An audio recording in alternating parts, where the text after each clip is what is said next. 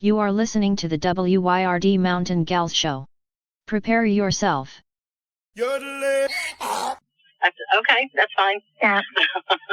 I'll go and check out the landscape. And I'm keeping my mask on anyway, so whatever. Good. They'll never recognize me with a mask on. No, not if you have all your hair mashed up under a ball cap. You should be okay. No, I'm not going to do that, though.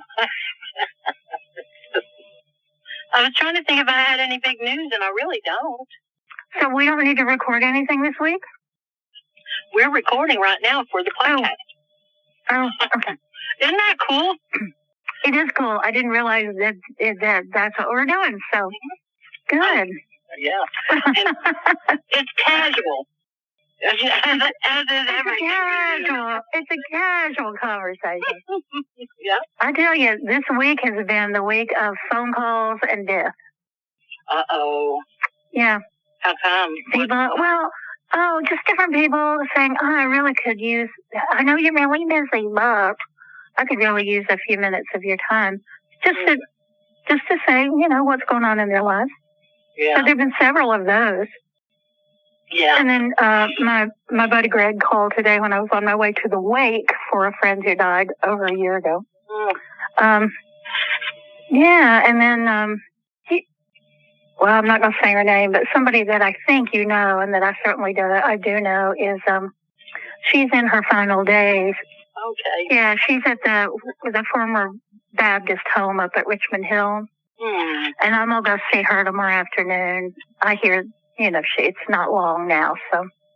I'm so sorry. Which I could go with you on Saturday if I didn't have to spend tomorrow doing that and assembling shelves for the food pantry.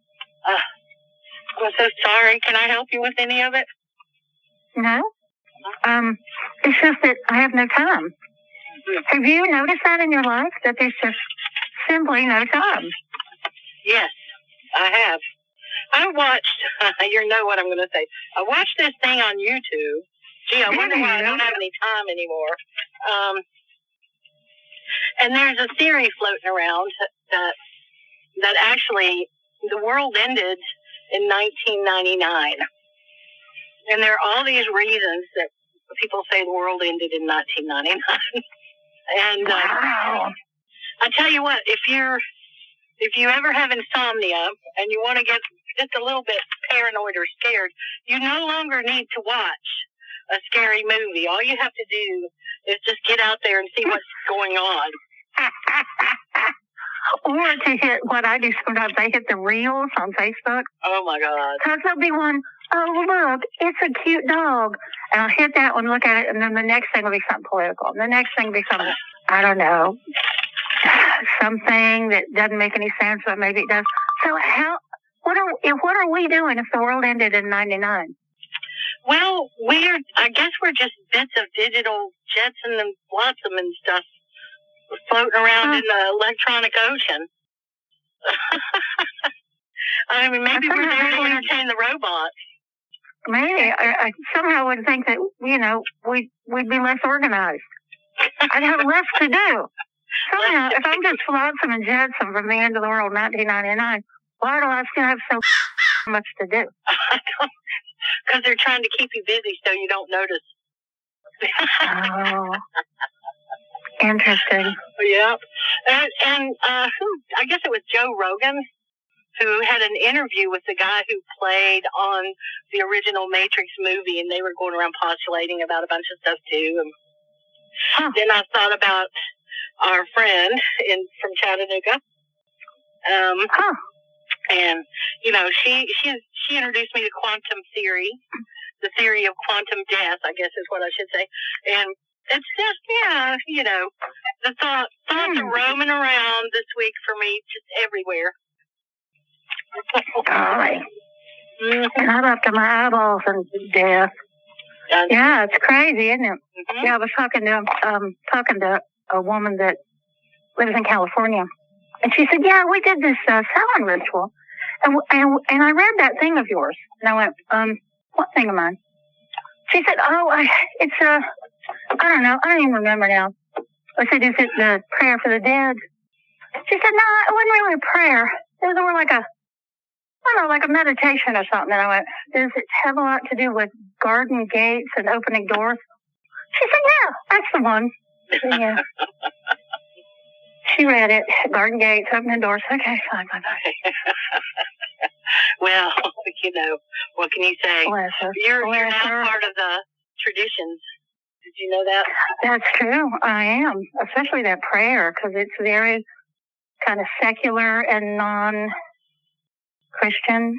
Well, it's powerful and it's gone around.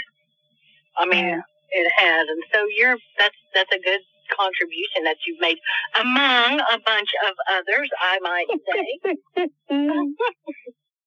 You're going down in the annals of history. What exactly are the annals of history? Well, annals is a compilation of documents, I think. Okay. And not what it sounds like. No, it has nothing to do with expressing anal glands. Okay, good. God, I did go right there, didn't I? And I gotta confess something to you. What's that?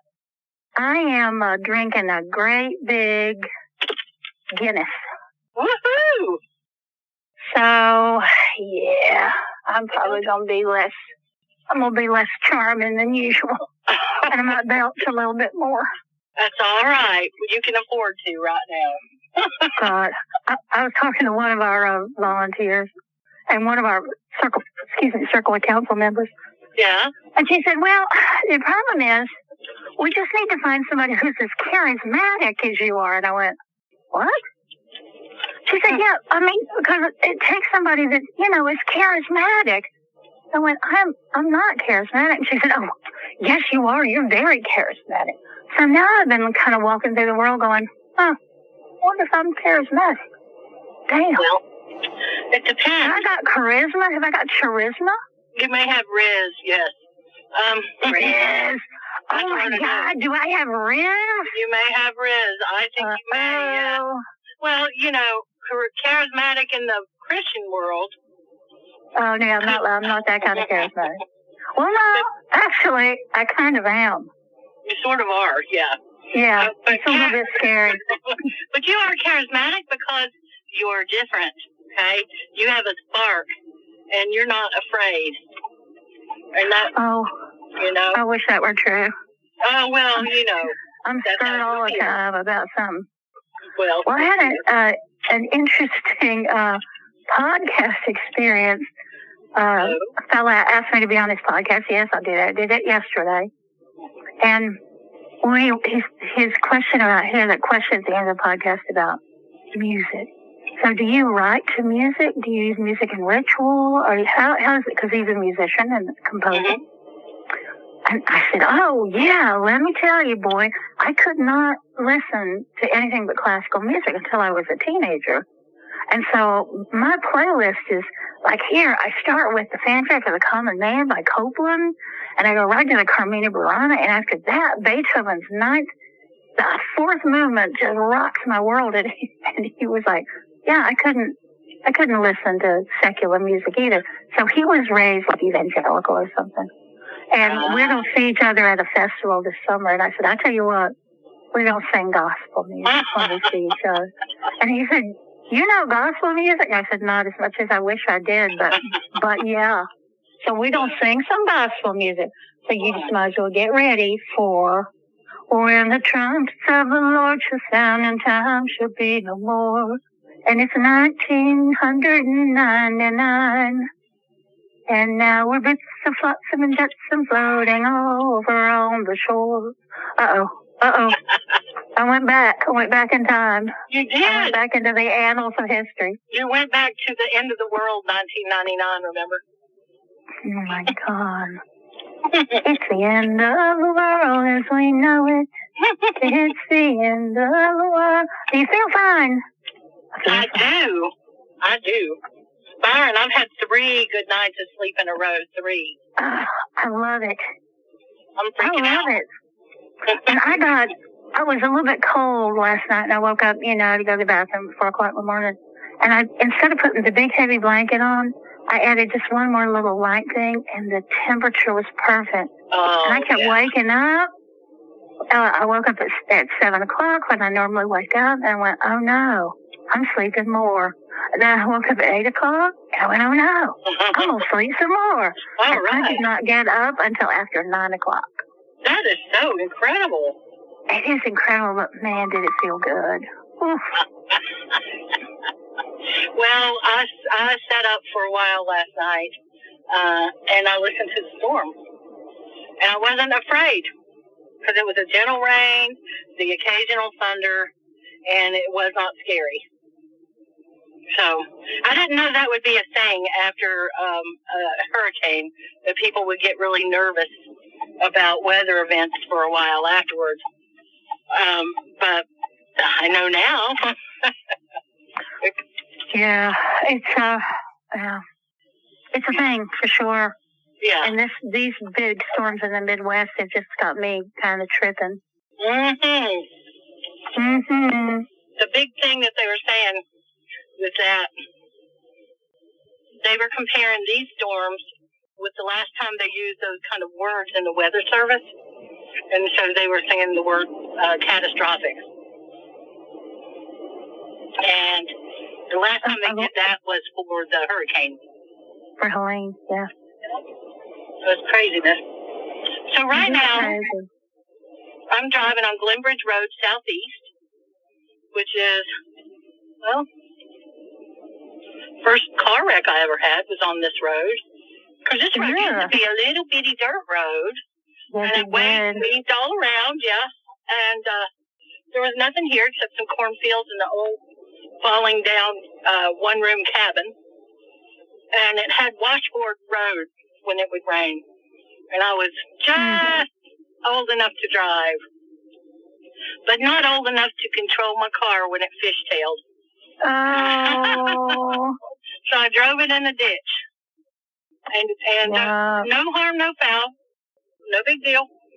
My friend Beth was with me, and we both laughed about it. And I can't remember how I don't know, I think we backed it out and got it out and drove it home or something. But at any rate, now when I drive through there, that road has continued to be in my life, obviously. It's how I get to Mom's.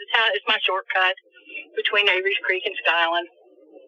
But now when I drive through it, I get super sad because there is nowhere that I can see with my eyes on the drive from my mother's house to all the way to 191 that is not in the process of being built. Everywhere is being built up, and that's what scares me. It's like I was hoping that maybe I wouldn't live to see all that it would happen after I died, but that it's going to happen, and I may be alive for it. So I'm going to have to get used to this. And I don't know that I ever can. I got a Bogart on that to say. I went to my friend Phil's house for his wake today. Yeah. And the house looks totally different because his heirs have put it on the market. And so I wasn't even sure if I was stopping in front of the right house. Wow. But as I left, I had this distinct feeling, and it wasn't heavy, and it wasn't full of grief, and it's like the world I knew is gone. Yeah. And it was a flat statement. The world I knew is gone. Wow. And then I went down Riverside Drive to go home, and I just kept looking and going, yeah, it's gone. It's gone. It's gone. It's gone. It's gone. It's gone. And yes, there are vestiges of it all around, and of course we're still in this world that we know. Yeah. But I don't know any way to address it. I certainly don't know any way to stop it. There was a report on WLOF today of a farmer saying if this money doesn't come from the state and the feds soon, there are going to be farmers all over this region. They're going to be losing their land. And he said, and there's developers just waiting at the doorstep. Mm-hmm. And the thing that I wish people could understand, but they simply can't because it's all about greed, is that once we put little tit-tat condominiums on every cow pasture, how are we going to grow food? How are we going to grow it? I don't know. Where are we going to grow it? Soylent Green, baby. I guess that's the answer, isn't it? That's where we're headed. That's where we're headed, and it's a shame. It just makes me sad, just deeply sad. Me too. I just don't, I can't reconcile it. I just can't. And I don't know what I'm going to do. I mean, I don't want to move from my home, but I don't want to stay in the place that this is becoming. And I was thinking, well, what am I going to do? Dad's in the ground. He's in a graveyard here. But the DOT appears to have already decided that for me. Yeah. You know. So are they going to move the cemetery? What are they going to do?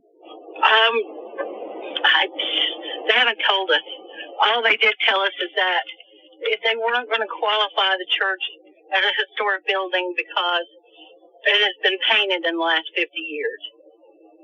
That's just crap. And they repaired the outer porch in the last 50 years. I wonder if the church has a lawyer. I don't know. That church is almost not being used anymore. There's a fellow who goes in there and he preaches, and he puts it out on that internet, and people watch the sermon that way. But other than the occasional funeral, that church is really not being used much anymore. I love that church, though. I've spent so much time tromping through that graveyard, you know, and it's so interesting. I love it. For a little graveyard, it's got a bunch of cool graves.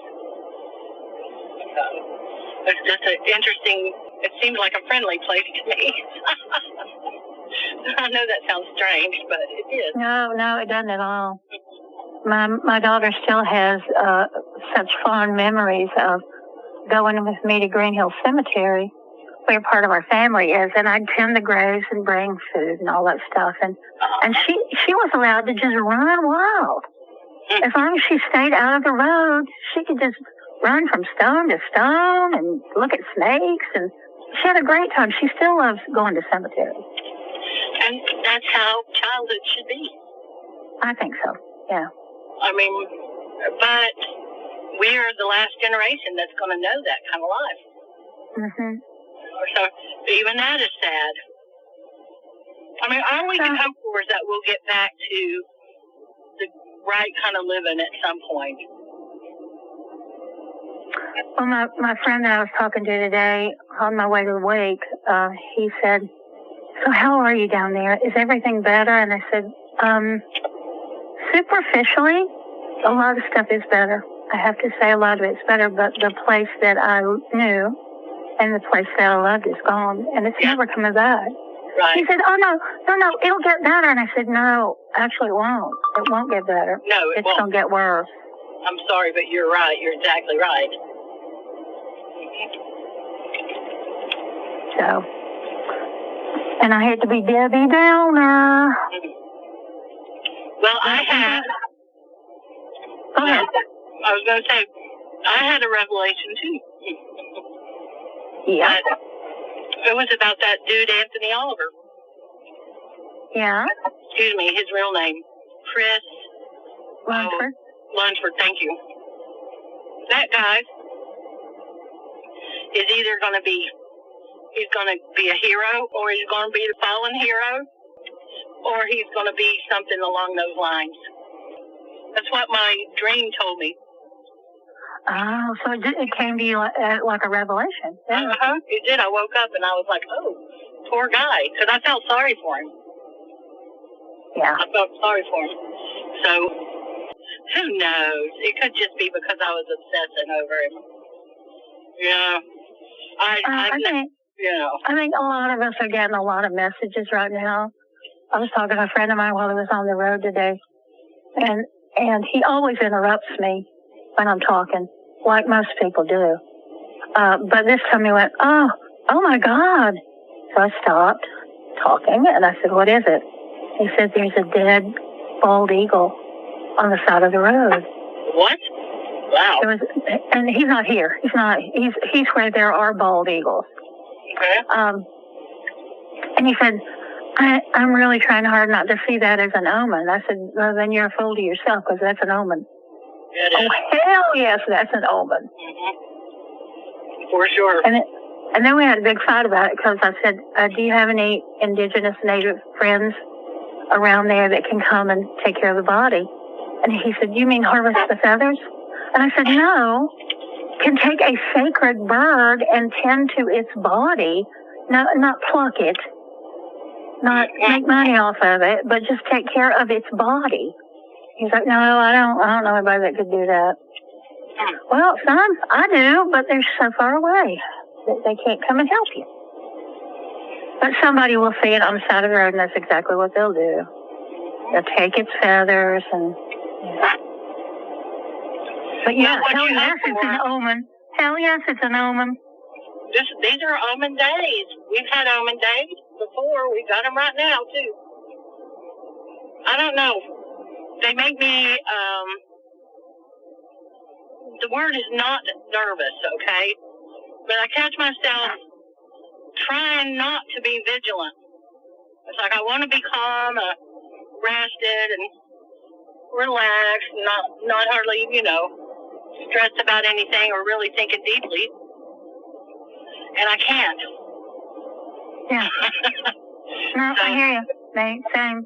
Yeah. But I will say that, and I think for you too, I think we are starting to try to do something about dealing with our over the hurricane.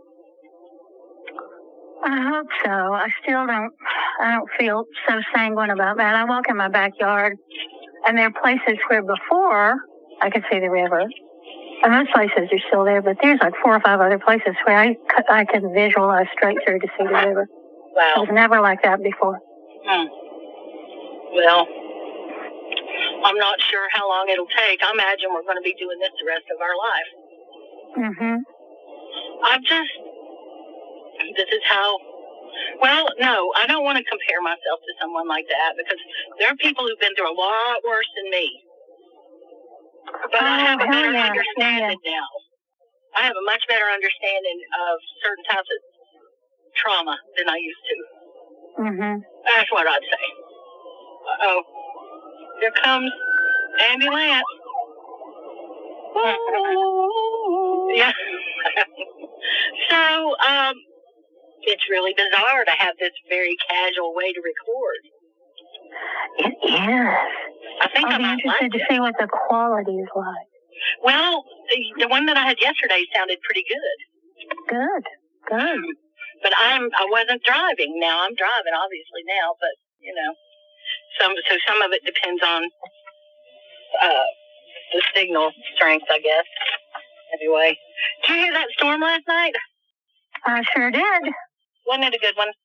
It was a good one. It wasn't too scary. I'm grateful for that. Yeah. Yeah. Well, I guess that's pretty much all my news. How's your mama? Excuse me. I was getting ready to say, Mom's doing okay. Right when you asked me how Mom was. She's doing okay. She's making plans for the garden the back deck garden is what I should say. And she is also sleeping much better than she was. Oh, that's wonderful. Yeah, that makes me feel good, because especially now that I understand just how it feels to not sleep well. Yes. Well, y'all, I need for y'all to know that I've got a bunch of tomato seedlings.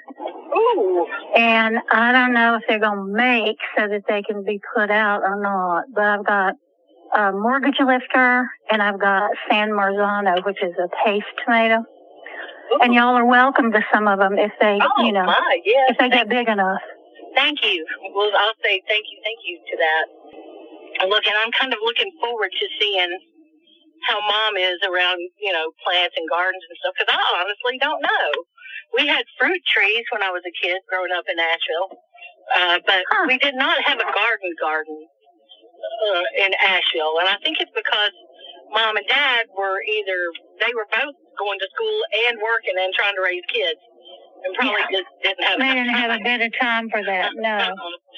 And did your family out in Robbinsville, did they have gardens? Yeah, and they still do.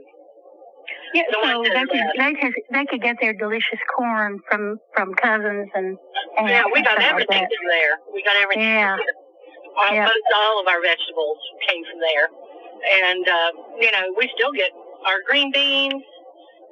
We get from there still, and we I don't know, other stuff too. And we'll just have to start growing some of our own now. That's right. Yeah. Well, so everybody seems to be getting along. I myself am ready for a road trip. My car's going into the shop tomorrow. Oh, good. Where did you decide to take it? To the Subaru place. Oh, on Bear Creek Road, and I look forward to asking if I see the guy what made him decide to build right there. Yeah, that's crazy. Instead of picking a place that had already been built. Well, because it costs more. Well, I get to level a whole bunch of places and cut down a whole bunch of trees, and it just makes it easier. And I'm so tired of hearing that explanation. It costs less, and that's just BS, and you know it. Well, I know exactly what this was because of, because he could get that property for cheap, and he could be seen from the interstate with that property. Exactly. That's exactly right. That was more important to him than what he was doing to the community by building on that property, taking half that mountain down. So I can't believe he did. I'm telling you, here's how I feel about it. It should be illegal. And that crap that's happening off from the road, up on the side of that hill, it should be illegal. Whoever that damn developer is ought to be slapped with the biggest fine he ever saw. Or he or she should just go to jail now. Either way's good with me. Yeah, either way is fine. And the last way would probably be the better way, because then they won't get as much chance to do damage. But yeah, I agree with you. And even though I'm bitching about the Subaru thing, guess where I'm taking my car tomorrow? Subaru. Well, you drive a Subaru, so that's funny. Yeah. He's taking his in tomorrow too. Is he? We got it. We got in his car yesterday, and he said, "Well, the cruise control light's on, but the cruise control is not on, and the check engine light is on, but the car is running okay." And there was some other light that was on, and I just went, "You got to take this damn car to the shop." Yeah. What the hell? Yeah, I agree. It's just. Did you hear that big? I'm listening. I'm going to have to count the number of times that I say and I have to take it out. I'm going to count it and see if that will traumatize me, embarrass me enough to where I can quit doing that all the time. I can have a thought and not have to fill it with a sound like,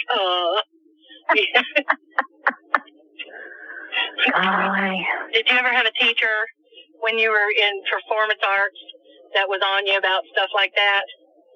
You can't say, You can't say, No, but I remember having a teacher that was all about sighing. Because so many people did it, and it made him furious. He said, if you take an in-breath like that and sigh it out, that's because you're not thinking. So you need to stop playing, and you need to be thinking when you're on stage. And I was like, okay. Wow. So since then, I would never sigh as a character on stage. Oh, wow. Unless in the directions it said, Barbara sighed a great sigh, then maybe. But yeah, I remember that so clearly. If you're doing that, you're not thinking, you're not in character, you're not doing the work. Oh, okay. Then I shan't do that. No. And you have good diction. You have good diction. Yours is better than mine, for sure. I have good diction. I've been working hard to get my accent back, but when I need it, I've got good diction. Even without my teeth. That's wonderful. I've just learned to put my tongue right up there against that little hole that tooth was. And, yeah. Lordy. Who was it I saw wearing a pink suit at the Grand Ole Opry last week? It might have been Roy Clark.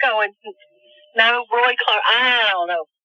It was somebody. It was definitely somebody. Oh, golly.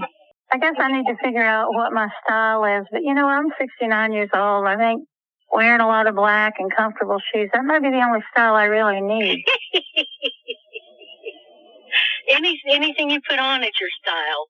When anytime you're over 60, anytime over 60, whatever you feel like is your style. Good. I'm liking it. I mean, now that I understand that I have Riz, then shoo, y'all, who can stop me now?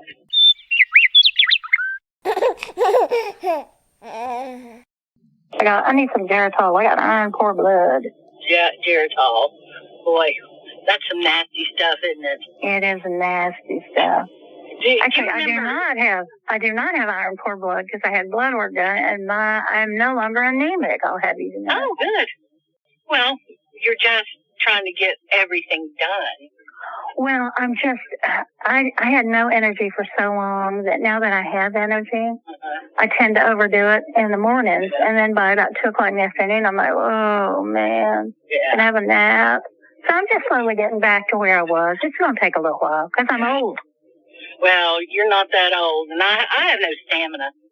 None. Yeah. So, we're going to work on that. We are. We're getting there. A little bit at a time. I'm doing stuff. I'm just kind of hitting my projects here until I work on it till I get tired, work on the next one till I get tired, work on the next one, and so on and so forth. And one at a time, I'm hitting them. Yeah. It may be slower, but I'm going to get every damn one of them done. Yeah. I'm going to do everything I can while I can. That's it. That's it.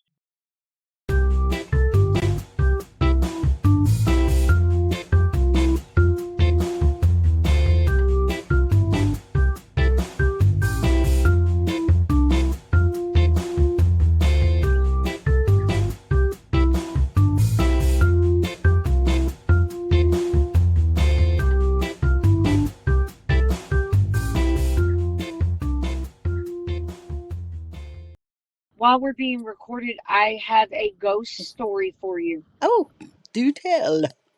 Okay, so I'm sitting in my house minding my own business today when suddenly this little electronic book that's like a book that belongs to my grandson that says, find the letter A, find the color red. It just started going off. Ooh. It said, find the letter A. And I kind of looked up. There are no cats around this book. There are no humans in the house other than me. Mm-hmm. And it got my attention. Who starts with the letter A? Yes, and it said, let's play a game. So I said, all right. I read somewhere that if the batteries are getting low and an electronic toy, that sometimes it will go off. So I just said to myself, I need to change the batteries in the book. 5 minutes later or so has gone by, and I'm sitting there working, and the book said, do you want to continue to learn? No, let's continue to learn. And at that point, I said, my friend Eddie that passed in January, I said, Eddie, is that you? Nothing. I said, Mama, is that you? But surely that wouldn't be you because you would not come through this way. And then I said, Eddie. As soon as I said Eddie, ding, I got a message from Eddie's partner saying, Sonya, just to let you know, we're still planning the memorial for Eddie on this day at this time. Seconds after I called Eddie's name. Seconds. What's his partner's name? First letter. His name is Kurt. Okay, so that's not the first letter. I was just wondering. That's insane. That's not. No, you know what? That's not the word for it. And I shouldn't even react that way because I'm not that surprised. I'm not sure if he had anything to do with anything other than he was interacting with the book. Yeah. But Kurt said, oh, so Eddie's paying you a visit today. And I said, apparently so, because he hasn't visited me since he crossed over. But today, he certainly grabbed my attention. And how do you feel? Did it feel like him? He's very whimsical and childlike. And he likes scented pens. And he likes rubber ducks. So it is very much so in his, it would be in his things to do. If he was going to do something, if he was going to reach out, he would have reached out through a kid's book or something. And he did child's theater. Wow. So he was more on he would have reached out that way. So, that makes sense. I tend to think that energy is energy, and I think that our kinfolk, or whatever you want to call them, the other side, they can use electrical things. Some of them can. That's what it seems like. Yeah, I think too. I think he really did reach out that way, and that's how he knew I would know it was him. Other people say they've turned on the radio and there's a song and it reminded them of Eddie, or there's a plant, it reminds me of Eddie. And I'm like, well, I haven't felt Eddie yet. Yeah. But I knew he was there today. Yep, that's what it sounds like. That makes you lucky because you can recognize it. Yes. Think of all these people who can't, and they think their relatives, their loved ones are gone. I know. I mean, that's the sadness for me when I think of that. I think they're always here.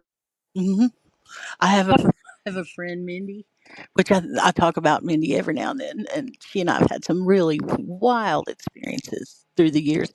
And she I need to get her on the podcast because she could have a good conversation about this.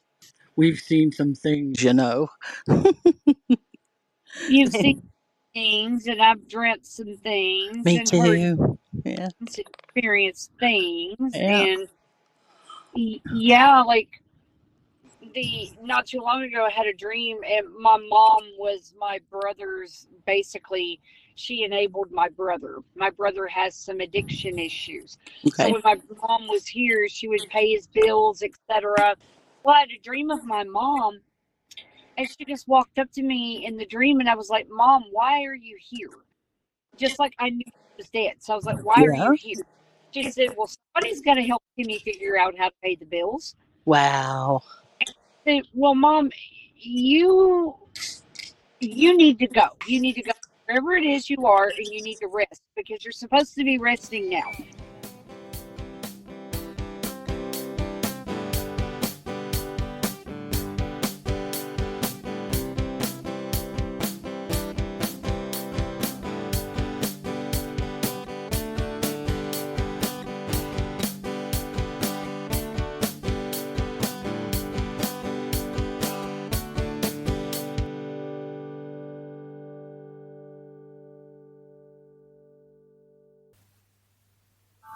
WYRD Radio.